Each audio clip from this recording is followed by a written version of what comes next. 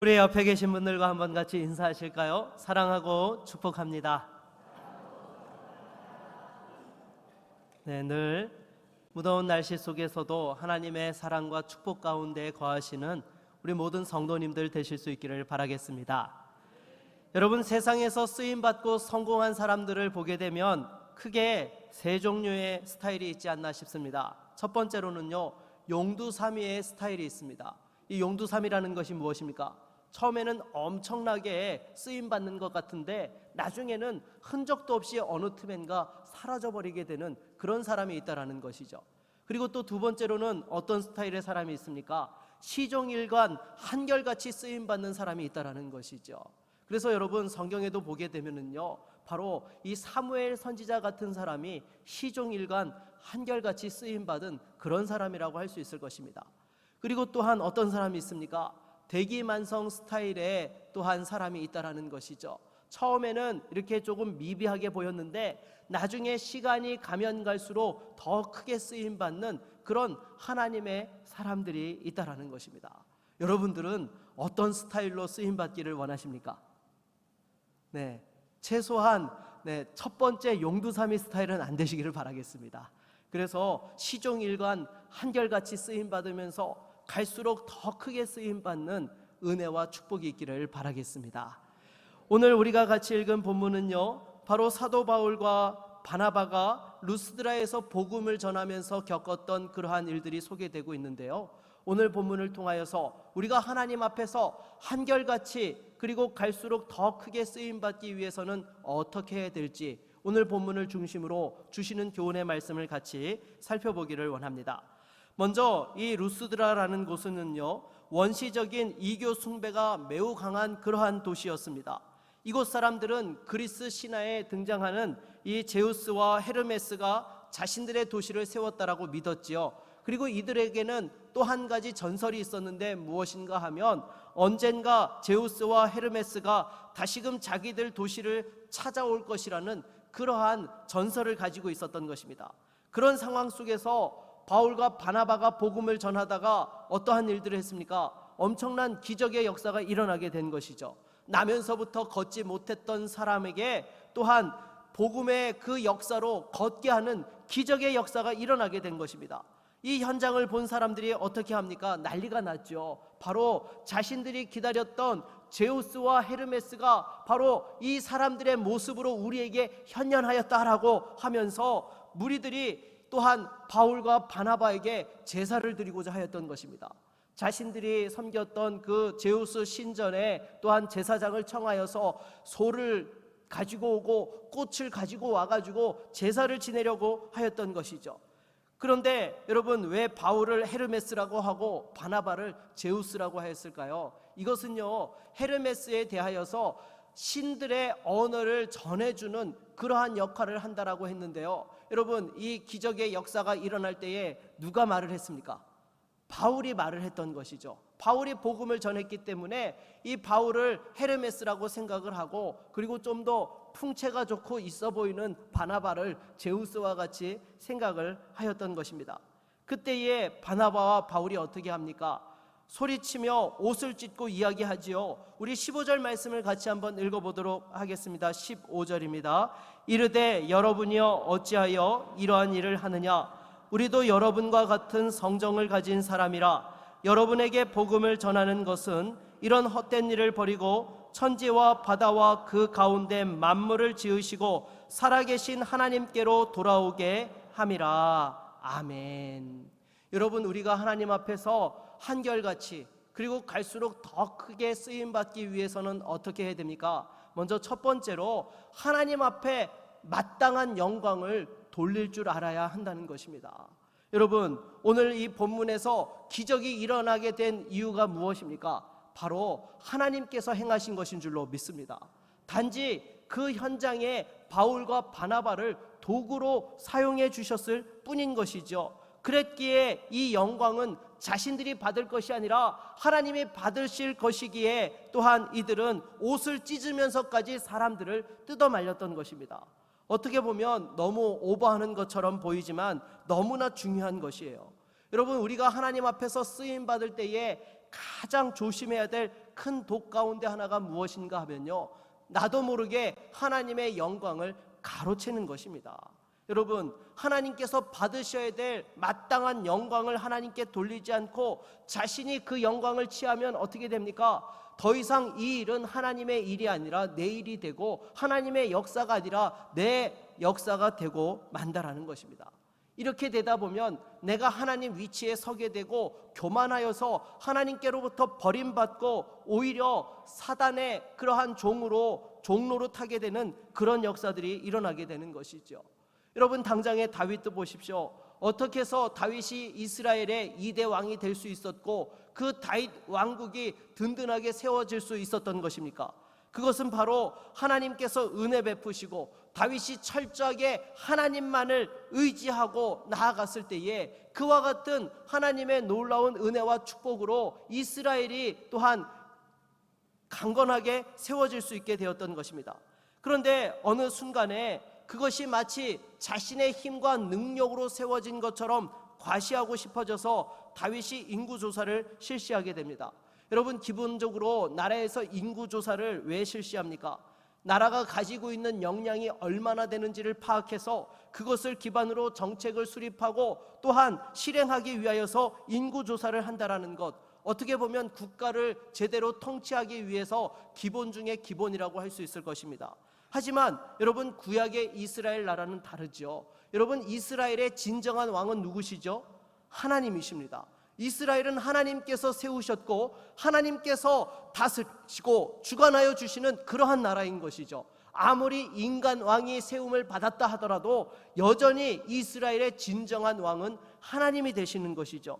그런데 마치 인간의 능력으로서 부강하여진 것처럼 그 하나님의 영광을 가로채려고 하니까 하나님께서 진노하셔서 역병으로 또한 그 책임을 물으셨던 것입니다. 여러분, 오늘날에도 마찬가지입니다. 우리가 하나님의 축복을 받고 또한 쓰임을 받을 때 절대로 하나님의 영광을 가로채서는 안 된다는 것이죠. 이 모든 것이 주의 은혜임을 우리는 잊지 말아야 되는 것입니다. 그러면 여러분, 왜 사람들이 하나님의 영광을 가로챌까요? 처음부터 하나님의 영광을 가로챌 생각을 하고 가로챕니까? 절대 그렇지 않습니다. 하나님께 쓰임받는 사람들은요, 나름대로 하나님 앞에서 은혜를 사모하고 겸손하고 또한 하나님의 능력을 의지하였기 때문에 쓰임받게 된 것입니다. 여러분, 심지어 사울 왕도 마찬가지죠. 처음 왕위에 오를 때만 하더라도 어땠습니까? 하나님께서 사무엘 선지자를 통하여서 말씀하여 주시고 또 제비뽑기를 통하여서 확정해 주셨을 때에 사람들 앞에 서는 것을 이렇게 두려워하고 부담스러워서 숨어있던 사람이 바로 사울이었던 것입니다. 그런데 여러분, 어떻게 하다 보니까 그렇게 되고 말았던 것이죠. 여러분, 저와 여러분들도 마찬가지입니다. 우리가 하나님 앞에 쓰임 받으면서 나도 모르게 하나님의 영광을 가로채게 되는 것이 무엇 때문입니까? 바로 어찌어찌 하다 보니까 그렇게 된다는 거예요. 저도 그런 경험이 있습니다. 뭔가 하면요, 여러분, 우리가 어떤 일을 하는 데 있어서 정말 기적적으로 하나님의 은혜로 말미암아서 어떤 일들이 열매를 맺혀지게 되었어요. 그러면 여러분 어떻게 합니까? 그냥 열매 맺혀졌으니까 야, 감사하다 그러고 여러분 속으로 이렇게 남들이 알까봐 두려워가지고 꼭꼭 숨겨두십니까? 그렇지 않죠. 주변 사람들에게 나도 모르게 정말 감사해서 기뻐가지고 하나님의 행하신 일들을 자랑하고 간증하게 됩니다. 그래서 여러분, 우리가 간증할 때에는요, 정말 감사해서 하나님께 영광 돌리려고 간증을 시작하지요. 그런데 그 간증을 하다 보면 사람들이 뭐라고 반응해요? 거기에 사람들이 막 칭찬을 합니다. 그래도 목사님이니까 하나님께서 그렇게 또 사용하시고 이 일들이 되게 하신 거예요. 그러면서 저도 모르게 사람들이 저를 이렇게 막 인정하고 높여주는 그런 이야기를 합니다. 그러면 여러분 어떻게 합니까? 살짝 숟가락을 얻게 되는 거죠. 그래, 하나님이 하셔서 참 감사해. 하지만 그래도 나 정도 되니까 해낸 거야. 우리도 모르게 여러분 그 칭찬에 속아 넘어가가지고 숟가락을 이렇게 얹게 되는 것이죠. 여러분, 그런 경험 있으세요? 없으세요? 네, 있으시죠. 왜 없는 것처럼 그러세요? 네, 여러분, 근데 이런 경험들이 한 번, 두 번 쌓이다가 나중에 이게 끝판왕까지 가게 되면 어떻게 되는 거죠? 이단의 교주가 되는 거죠, 여러분. 여러분, 이단의 교주들이요, 처음부터 이단 교주로 시작하지 않습니다. 처음에는 열심히 특심이고 신비한 체험을 사모하고 은사를 경험하는, 어떻게 보면 좀 신앙적으로 유별난 사람이었을 뿐인 것이죠. 그런데 하나님이 주신 은사를 가지고 쓰임 받으면서 한 번, 두 번 그 하나님의 영광을 가로채다가 그것이 나중에 쌓이다 보면 어떻게 합니까? 자기가 또 다른 보혜사라고 이야기하고 심지어 재림 예수라고 또한 하나님 위치에 앉게 되는 것입니다. 사랑하는 여러분, 사람들이 여러분을 칭찬하고 칭송합니까? 그것을 넘어서 여러분들을 높이고 숭배하려고 합니까? 그럴 때는 어떻게 돼요? 주저 말고 옷을 찢을 수 있기를 바라겠습니다. 여러분, 아무리 새 옷이라도 다 찢어야 되는 거예요. 저도 이 양복 좋은 건데 찢도록 하겠습니다. 여러분, 끝까지 하나님께 한결같이 쓰임받기를 원한다면 사람들의 칭찬과 칭송을 받을 때에 조심해야 되는 거예요. 그 하나님의 영광을 내가 가로채지 않고 온전히 하나님 앞에 돌릴 때만이 지속적으로 쓰임받을 수 있게 되는 것이죠. 날마다 겸손하게 영광 돌리며 쓰임받는 저와 여러분 모두가 될 수 있기를 바라겠습니다. 두 번째로, 우리가 하나님 앞에서 한결같이 쓰임받고 또한 승리하기 위해서는요, 무리로 살아서는 안 된다는 것입니다. 뭘로 살지 말라고요? 네, 무리요, 무리. 오늘 본문 18절로 19절 말씀을 같이 한번 읽어보도록 하겠습니다. 같이 읽습니다. 이렇게 말하여 겨우 무리를 말려 자기들에게 제사를 못하게 하니라. 유대인들이 안디옥과 이고니온에서 와서 무리를 충동하니 그들이 돌로 바울을 쳐서 죽은 줄로 알고 시외로 끌어내치니라. 아멘. 여러분, 여기 보게 되면 무리라는 단어가 두 번 반복해서 사용되어지고 있는데요, 여러분, 여기에서 이 무리라고 지칭되는 사람들이 같은 사람들입니까? 다른 사람들입니까? 같은 사람들이에요. 그런데 하는 행동이 완전히 다릅니다. 18절에서는 바울과 바나바를 칭송하면서 제사까지 드리려고 했던 사람들이 이 무리들이었어요. 그런데 19절로 딱 넘어가니까 어떻게 행동합니까? 바울과 바나바를 돌로 쳐 죽이려고 했던 사람들이 바로 이들이었다라는 것이죠. 어떻게 여러분 이런 일들이 일어날 수 있다는 말입니까? 조금 전까지 칭찬하고 심지어 제사까지 지내려고 했던 사람들이 갑자기 돌변해서 돌을 던집니다. 이들이 이렇게 되었던 것은요, 처음에 복음이 무엇인지를 제대로 깨닫지 못했기 때문인 것이죠. 여러분, 복음의 핵심이 무엇입니까? 복음은요, 내가 하나님 앞에서 죄인이고 구원받기 위해서는 오직 성자 하나님 대신 예수 그리스도의 십자가의 보혈에 그 공로를 의지해야 되는 것입니다. 그리고 더불어서 이 세상에 유일한 신은 누구밖에 없으세요? 하나님 한 분밖에 없다라는 것을 믿는 것이죠. 그런데 루스드라 사람들이 처음에는요, 이 사실을 제대로 깨닫지 못했던 것입니다. 그 바울과 바나바를 통하여서 일어났던 기적들을 자기식으로 해석을 했던 것이죠. 하나님께서 기적을 베풀어 주신 것이 아니라 제우스와 헤르메스가 자기들에게 찾아와서 기적을 베풀어 준 것으로 그렇게 이해를 했던 것입니다. 그러다가 나중에 사도 바울의 그 복음을 듣고 또 유대인들을 통하여서 복음을 알고 나서는 어떻게 합니까? 도리어 돌을 들어서 바울을 쳤던 것이죠. 왜 그렇습니까? 이 복음을 인정하게 되면 자기들이 지금까지 진리라고 생각하고 믿고 의지하였던 것들이 어떻게 돼요? 다 아무것도 아닌 것이 되는 거예요. 여러분, 생각해 보십시오. 이들의 도시가 어떻게 세워졌다고 믿고 왔어요? 제우스와 헤르메스가 세웠다고 믿었어요. 자신들은 제우스와 헤르메스를 섬기는 그러한 정말 그 프라이드를 가지고 지금까지 살아왔는데, 지금 복음 앞에 서게 되면 그거는 한낱 거짓 우상에 불과한 것이 되는 것입니다. 자기들이 지금까지 공들여왔던 것들이 아무것도 아니게 되는 거예요. 그래서 여러분, 복음을 거부하는 사람들의 특징이 무엇인가 하면 자신들의 죄인됨을 거부하고요, 자기가 가지고 있는 그 모든 것들을 절대로 내려놓으려고 하지 않는다는 것입니다. 반대로 복음을 받아들이는 사람들은 어떻습니까? 자신의 죄인됨을 고백하면서 나는 죽고 예수로 사는 사람으로 거듭나게 되는 것입니다. 그리고 또한 이 무리들의 또 한 가지 특징이 있죠. 무엇입니까? 바로 사람을 주목하고 의지한다는 거예요. 여러분, 이 무리들을 보십시오.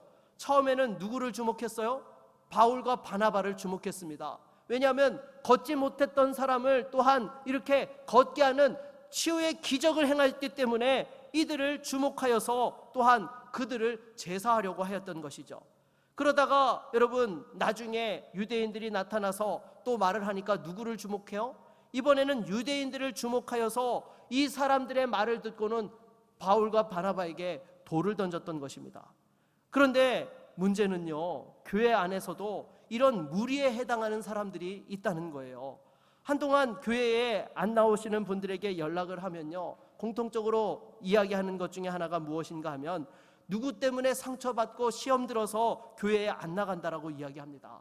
목사가 마음에 안 들고 아무개 직분자가 마음에 안 들어서 교회 못 나가겠다는 거예요. 여러분, 이들은 지금 누구를 주목하고 있는 것입니까? 사람을 주목하고 있는 거예요. 여러분, 신앙은요, 사람을 주목하는 것이 아닙니다. 하나님을 주목하고 십자가를 바라보는 것이 우리의 신앙의 핵심이에요. 이거를 놓쳐버리고 사람을 바라보다 보면 여러분 어떻게 돼요? 반드시 실망하고 낙심하고 상처받게 되는 것입니다. 여러분, 신앙생활은요, 하나님을 의식하는 것입니다. 사람을 의식하는 것이 아니라 하나님을 의식할 때만이 우리가 제대로 신앙생활을 할 수 있는 거예요. 물론 그렇다고 해서 사람을 전혀 의식하지 않고 살 수는 없지요. 여러분, 당장에 저도 신경 씁니다. 오늘 제가 어떻게 강단에 나왔습니까? 네, 예쁜 양복을 입고 또 머리도 드라이도 하고 스프레이도 뿌려가지고 이렇게 이쁘게 단장을 하고 나왔어요. 왜냐하면 여러분들한테 그래도 잘 보여야지 여러분 그냥 아무렇게나 나올 수 없는 것 아니겠습니까? 그러나 여러분, 하나님을 의식하는 것보다 사람을 의식하고 사람이 우선시 되어지고 하나님을 의식하지 않으면 그때부터 우리의 신앙은 망가지게 되는 것입니다. 눈에 보이는 사람에게만 집착하면요, 인생이 갑갑하고 지옥이 되는 거예요. 여러분, 이스라엘 초대왕 사울이 그러했잖아요. 사울이 왜 넘어지게 된 것입니까? 사람들이 사울이 죽인 자는 천천히요, 다윗이 죽인 자는 얼마라고요? 만만이로다. 그 말에 그냥 눈이 뒤집혀져 가지고 어떻게 해서든지 다윗을 죽이려고 쫓아다니다가 정작 왕으로서의 그 사명과 역할을 제대로 하지 못했던 것입니다. 그래서 여러분, 사르트르라는 철학자가 이런 말을 했죠. 지옥은 타인이 지옥이다라는 이런 말을 남겼습니다. 여러분, 사람들을 의식하는 것이 아니라 하나님을 주목하고 하나님을 바라볼 수 있는 믿음의 종들이 되실 수 있기를 바라겠습니다. 그리고 또 한 가지 무리의 특징이 무엇인가 하면요, 모였다 흩어졌다를 반복한다는 것이죠. 왜냐하면 이익을 따라서 움직이기 때문입니다. 나에게 이익이 된다라고 하면 그곳으로 갑자기 모이게 되어지고 또 손해가 난다라고 생각하면 확 흩어져 버리게 되는 것이죠. 물론 여러분, 성도들도 모이기와 흩어지기를 반복하지만 그 기준이 다르죠. 무리는 이익을 따라서 움직이지만 여러분, 성도들은 오직 하나님의 말씀, 복음과 진리를 따라서 모이고 또한 보내심을 받게 되는 줄로 믿습니다. 그래서 여러분, 다시 한번 우리가 하나님 앞에서 쓰임받기 위해서는 무리가 되는 그런 자리에 서지 아니하고 하나님을 주목하고 하나님을 바라볼 수 있는 저와 여러분 모두가 되기를 바라겠습니다. 세 번째로는요, 우리가 하나님 앞에서 제자가 되어야 한다라는 것이죠. 우리 20절 이후에 무리와 반대되는 단어가 나오는데 무엇인가 하면요, 바로 제자라는 단어입니다. 바울이 돌에 맞아 죽은 것으로 알고 이 무리들이 루스드라 성 밖으로 바울을 내다버렸습니다. 그런데 그때에 누가 바울 옆에 남아 있었습니까? 제자들이 남아 있었다는 것이죠. 여러분 보십시오. 무리들은 바울이 걷지 못하는 안진뱅이를 일으켜 세우는 기적을 행했을 때에 바울을 칭송하고 따라다녔지만 복음을 전하니까 바울을 거부하고 돌로 쳐서 또한 죽이다시피 했던 것입니다. 그리고 그 무리들 중에 끝까지 남아있는 사람들이 있었습니까? 아니요, 없었습니다. 왜냐하면 초라하고 비참하고 쓸모없어진 사람 옆에 있을 이유가 1도 없었던 것이거든요. 그런데 그런 바울 곁에 누가 남아있었어요? 바로 제자들이 남아있었던 것입니다. 우리 주님께서 공생애를 사실 때에도 마찬가지셨습니다. 예수님께서 병자를 고치시고 오병이의 기적을 행하실 때에 수많은 무리들이 예수님을 따라다녔습니다. 그런데 우리 주님께서 십자가에서 고난받아 죽으셨을 때에 그들 중에 남아있는 사람은 아무도 없었습니다. 왜요? 그 자리는 손해가 나는 자리요, 불이익이 나는 자리였기 때문인 것이죠. 그래서 바울 사도는 제자들에게 당부를 합니다. 우리 22절 말씀을 같이 한번 읽어볼까요? 22절입니다. 제자들의 마음을 굳게 하여 이 믿음에 머물러 있으라 권하고, 또 우리가 하나님의 나라에 들어가려면 많은 환난을 겪어야 할 것이라 하고. 아멘. 여러분, 사도 바울이 제자들에게 다시 한번 믿음에 견고하게 세워질 수 있도록 그들을 또한 격려하고 부탁하였던 것입니다. 여러분, 제자는 믿음을 따라서 사는 사람들입니다. 진리를 따라서 사는 사람들이에요. 그것 때문에 내가 손해를 본다 하더라도, 심지어 죽게 되더라도 그 진리를 붙잡는 사람이 바로 믿음의 성도요, 제자인 것입니다. 그러나 우리는 다르죠. 이익이 되지 않으면 언제든지 변할 수 있습니다. 진리는 중요치 않아요. 오직 자신에게 이익이 있느냐, 영광이 있느냐, 명예가 있느냐가 모든 판단의 기준인 것입니다. 사랑하는 여러분, 여러분들은 지금 무리로 살고 계십니까? 제자로 살고 계십니까? 이것을 점검하는 것은 간단합니다. 내가 이익을 쫓아 살아가는가, 진리를 따라 사는가, 돈을 따라 움직이는가, 복음을 따라 움직이는가. 진리를 따라 복음을 따라 움직이고 있다면 주님의 제자인 것이고, 이익과 세상의 성공만을 따라서 움직인다면 무리인 것입니다. 물론 우리가 살아가는 현실에 또한 이익에 따라서 움직여야 되는 부분들이 있습니다. 여러분 생각해 보십시오. 어떤 직장을 또한 선택을 해야 되는데 두 직장의 모든 조건이 다 동일한데 연봉이 하나는 1억을 준다고 하고 한쪽은 5천만 원을 준다고 해요. 그럼 여러분 어디를 선택하시겠습니까? 네, 1억 주는데 선택하셔야 됩니다. 조건이 다 똑같은데 뭐 굳이 이렇게 돈 안 주는데 갈 필요는 없는 것 아니겠습니까? 그러나 여러분, 인생을 살아가다 보면 그 이익과 하나님의 진리가 충돌하는 그 순간이 반드시 온다는 거예요. 여러분, 그때가 중요한 거예요. 그때 어떤 선택을 하느냐가 여러분이 어떤 존재임을 드러내는 순간이 되기 때문인 것입니다. 그때 이익을 거부하고 진리를 선택할 수 있는 자, 그때의 안정을 포기하고 복음을 붙잡을 수 있는 자, 그런 자가 바로 진정한 주님의 제자인 것입니다. 사랑하는 여러분, 무엇보다도 우리가 이익이 아니라 진리를 따라서 하나님의 말씀을 따라서 움직일 수 있는 주님의 제자가 될 수 있기를 바라겠습니다.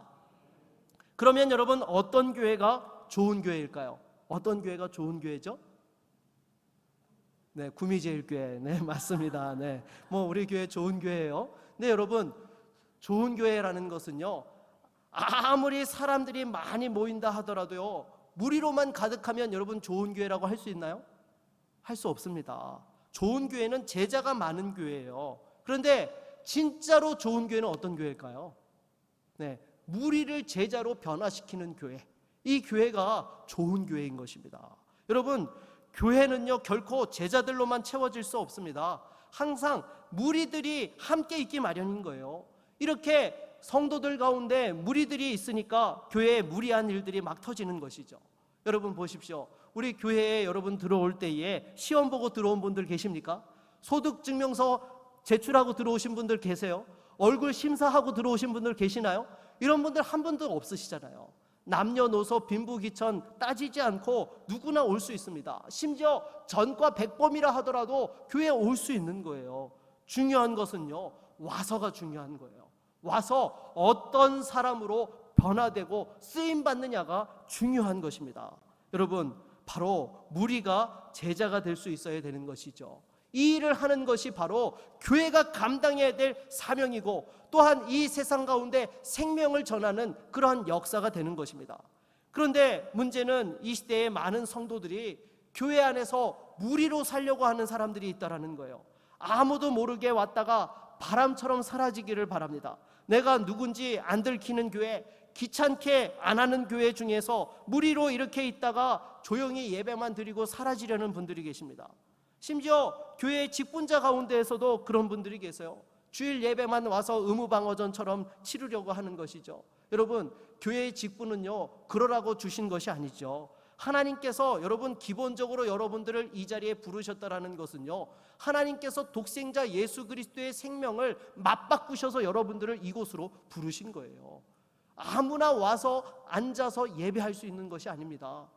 우리 하나님께서 독생자 예수 그리스도의 피값으로 맞바꾸셔서 여러분들을 이곳에 오게 하셨고, 또 거룩한 주님의 몸된 교회의 직분자로서 부르시고 여러분들을 사용하신다는 것입니다. 그러게 여러분, 우리가 무리가 아니라 제자로서 하나님의 기쁨에 참여하고 그 하나님의 영광을 사모하며 살아갈 수 있어야 되는 것이죠. 여러분, 예전에 드라마 가운데에 시크릿 가든을 보신 분들은 아실 겁니다. 그 현빈이 길라임에게 아주 유명한 대사를 했던 것이 있죠. 저한테는 이 사람이 김태희고 전도연입니다. 이게 느낌이 살질 않아요. 현빈이 와서 해야 되는데, 네.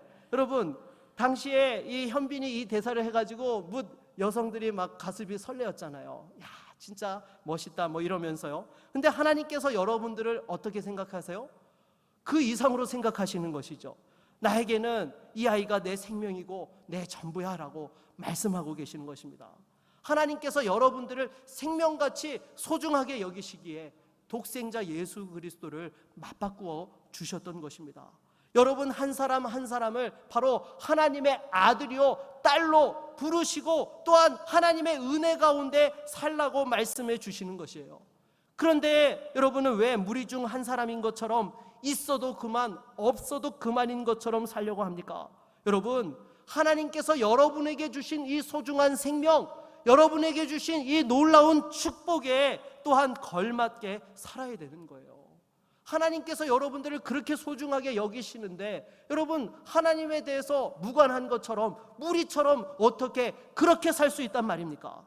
여러분, 하나님께서 행하시는 일에 믿음으로 동참해야 되고요, 그 기쁨을 함께 해야 되는 것입니다. 엉뚱한 일을 하면 안 되는 거예요. 제가 이번에 주일학교 부서에서 여름 사역을 해서 가서 이렇게 보니까요, 정말 제가 은혜를 받았어요. 우리 선생님들이 얼마나 아이들을 은혜 받게 하려고 그냥 이 발이 보이지 않도록 뛰어다니면서 열심히 아이들을 섬기더라고요.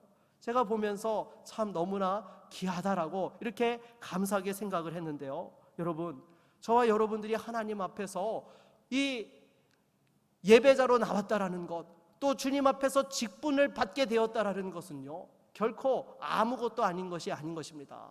정말 하나님 앞에서 이 귀한 축복과 은혜들을 깨닫고 다시 한번 하나님 앞에 쓰임받는 믿음의 제자의 자리에 설 수 있기를 바라겠습니다. 그래서 바울과 바나바는 이 사실을 깨닫기 때문에 과감하게 모든 기득권과 안정된 자리를 내려놓았던 것이죠. 대신에 복음을 위하여 고난받기를 주저하지 아니하였던 것입니다. 여러분, 말씀을 맺겠습니다. 여러분은 사람들의 환호와 인정만을 바라면서 살아가는 무리가 되겠습니까? 아니면 때로 사람들의 분노와 핍박을 받더라도 하나님이 기뻐하시는 제자로 사시겠습니까? 오직 하나님께만 영광 돌리고 한결같이 쓰임받는 믿음의 제자로 승리할 수 있기를 주의 이름으로 축원합니다. 우리 한번 같이 찬양하고 말씀을 의지하여 기도하겠습니다. 세상 흔들리고 사람들은 변하여도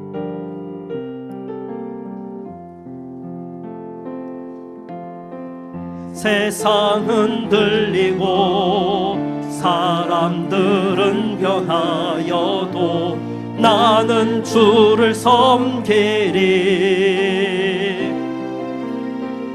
주님의 사랑은 영원히 변하지 않네. 나는 주를 신뢰해. 믿음은 들리고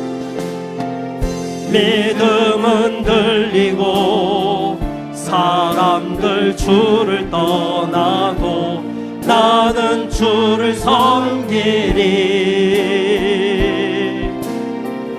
주님의 나라는 영원히 쇠하지 않네. 나는 주를 신뢰해. 오직 믿음으로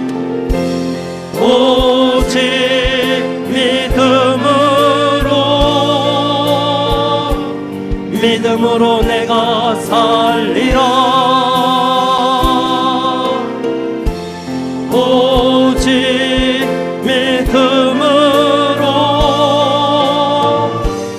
믿음으로 내가 살리라. 오직 의인은 믿음으로, 오직 의인은 믿음으로 말미암아 살리라. 오직 의인은 믿음으로 말미암아 살리라. 여러분, 이 시간 말씀을 의지하여 함께 기도하기 원합니다.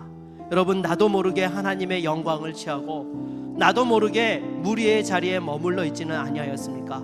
아니요, 여러분, 다시 한번 하나님 앞에서 제자의 자리로 나오시기를 바랍니다.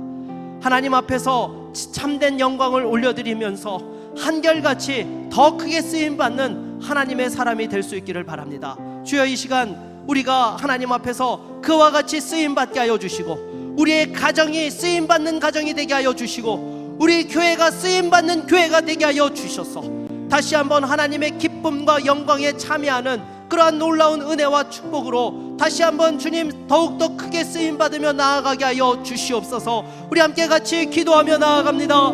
주여, 하나님 아버지, 이 시간 주 앞에 기도합니다. 주님, 참으로 하나님께 마땅히 돌려야 될 영광을 취하고 나도 모르게 넘어지는 자들이 되지 않게 하여 주시옵소서. 사람들의 칭찬과 칭송에 넘어지는 자 되지 않게 하여 주시고, 겸손하게 오직 하나님께만 영광을 돌리며 절대로 우리의 마음을 높이는 자들이 되지 않게 하여 주시옵시고, 오직 주님 앞에서 정말 무익한 종과 같이 쓰임받는 거룩한 하나님의 사람들이 다 되어질 수 있도록 인도하여 주시옵소서. 다시 한번 사람들 바라보지 않게 하여 주시고, 오직 하나님만을 바라보는 믿음의 종들이 되게 하여 주시고, 제자가 되게 하여 주시옵소서. 무리로 사는 자들의 위치에 있지 않게 하여 주시고, 다시 한번 하나님 주신 그 놀라운 생명과 은혜에 감사하며 하나님 앞에 정말 그 합당한 은혜의 주님 또한 쓰임받는 자들이 되어줄 수 있도록 주의 성령께서 역사하여 주시옵소서. 그 가정이 하나님 앞에서 귀하게 쓰임받는 은혜와 축복이 있게 하여 주시고, 그 일터가 복된 일터가 되게 하여 주시옵시고, 주의 몸된 교회가 다시 한번 주의 나라와 영광을 위하여 쓰임받을 수 있도록 늘 주님께서 함께하여 주시기를 원합니다. 오 주님, 은혜를 베풀어 주시옵소서. 우리와 함께하시기를 소원합니다.